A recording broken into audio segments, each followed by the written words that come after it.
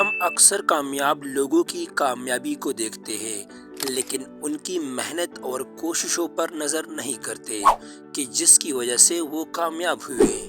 بہترین منصوبہ بندی اور لائے عمل نصب کامیابی ہے اور آدھی کامیابی مقصد کے حصول کے لیے کام کرنا اور حد سے زیادہ کوشش کرنا ہے۔